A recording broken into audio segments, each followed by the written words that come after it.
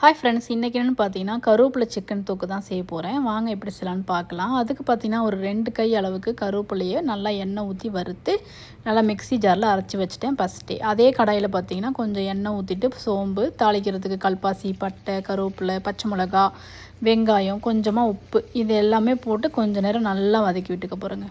நல்லா கொஞ்சம் பச்சை வாசம் போகிற அளவுக்கு நல்லா வதக்கி விட்டுக்கலாம். நல்லா தாராளமாக கருவேப்பிலை போட்டிருக்கேங்க. இப்போ பார்த்தீங்கன்னா ஒரு 2 ஸ்பூன் அளவுக்கு இஞ்சி பூண்டு பேஸ்ட்டு அதையும் கொஞ்சம் நேரமாக வதக்கிக்க போகிறேன். அவ்வளோதான். அடுத்த பார்த்தீங்கன்னா நான் கருவேப்பிலையை மிக்ஸி ஜாரில் போட்டு கொரப்பாக அரைச்சி வச்சுருந்தேன். அதை ஒரு 2 ஸ்பூன் அளவுக்கு போட்டாச்சு. அதையும் போட்டு கொஞ்சம் நேரமாக மிக்ஸ் பண்ணிக்கலாம். ஃபஸ்ட்டே இந்த கருவேப்பிலையை போட்டோன்னா சிக்கனோட வேகும் போது டேஸ்ட்டு சூப்பராக இருக்குங்க. அடுத்த பார்த்தீங்கன்னா ஒரு பெரிய தக்காளியும் கட் பண்ணி வச்சுருந்தேன். அதையும் போட்டு நல்லா கொஞ்சம் நேரமாக நம்ம வதக்கி விட்டுக்கலாம்.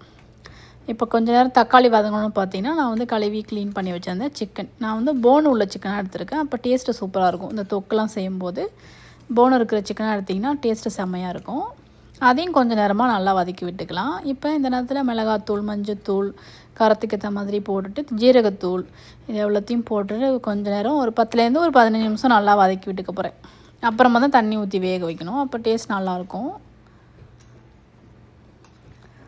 இப்போ பார்த்தீங்கன்னா கொஞ்சம் நேரம் நல்லா வதங்கிடுச்சு. ஒரு 10 நிமிஷத்துக்கு மேலே நல்லா வதக்கியாச்சு. இந்த நேரத்தில் ஒரு டம்ளர் அளவுக்கு தண்ணி ஊற்றிட்டு நல்லா மூடி வச்சு ஒரு 15 நிமிஷம் அளவுக்கு நல்லா வேக வச்சுக்கலாங்க. இப்போ பார்த்தீங்கன்னா சூப்பராக வந்துடுச்சு. நல்லா மிக்ஸ் பண்ணி கொடுத்துடலாம். இந்த நேரத்தில் காரம் இதெல்லாமே நீங்கள் பார்த்துக்கலாம். என் தக்காளி புளிப்பு நல்லா இருந்துச்சு. அதனால் நான் லெமன்லாம் புளியல. உங்களுக்கு புளிப்பு கம்மியாக இருந்துச்சு அப்படின்னா நீங்கள் லெமன் ஜூஸ் கூட கொஞ்சம் போட்டுக்கலாம்.